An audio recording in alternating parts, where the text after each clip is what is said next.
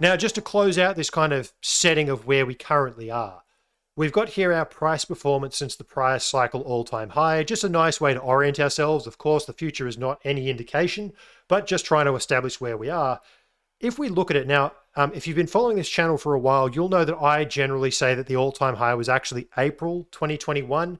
We have a great many metrics which really just signal that bear market sentiment started in that May 2021 sell-off. And really this, even though we hit an all-time high in November, it just didn't have the all-time high juice. It wasn't, I mean, it was an all-time high in price, but certainly not across every other metric.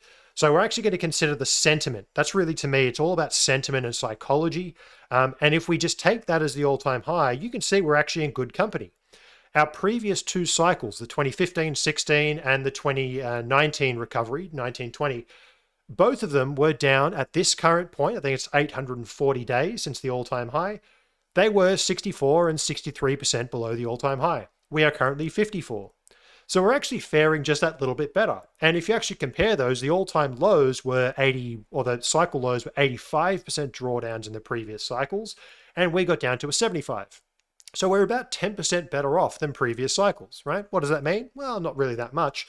The more important part is that following that kind of 64 to 54% drawdown, you can see this was a long sideways period of stagnant, right? And it was actually 6 months ahead for all of these prior cycles before the acceleration really started. Now, again, we don't know if that acceleration is going to be the same. It very well may not be. But at the very least, this kind of boring sideways pattern where just not much happens and volatility comes out of the market lasted for an additional 6 months, if history was any kind of guide, before anything really happened. Now we can see this in our quarterly, monthly, and weekly price performance. 2019 was kind of this explosion off the bottom, and everyone was like, look, the bull market's back, it's all back in action. And then we just sideways chop. I mean, it was pretty painful 2019. I went through this myself. But really, you can see the scale of price was just nowhere near what it was, that kind of exciting rush out of the bottom. You can see the bull market, right? These are kind of on a similar magnitude.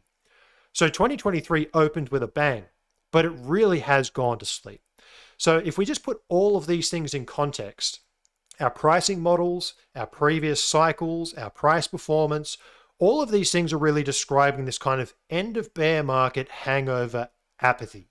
Very, very much in this kind of phase where just not much happens. The market is still digesting the brutality of 2022, right? That whole bear market cycle. And again, if we take it back, that this started actually, to my view, in April 2021. I mean, we are now talking about 840 odd days of kind of languishing price action, and it's been volatile and choppy. The market takes time to digest these things, and that's really what we're describing here. We have been in these cycles before, and right now it really does look like this kind of boring apathy. So that sets the scene for the volatility picture moving forward.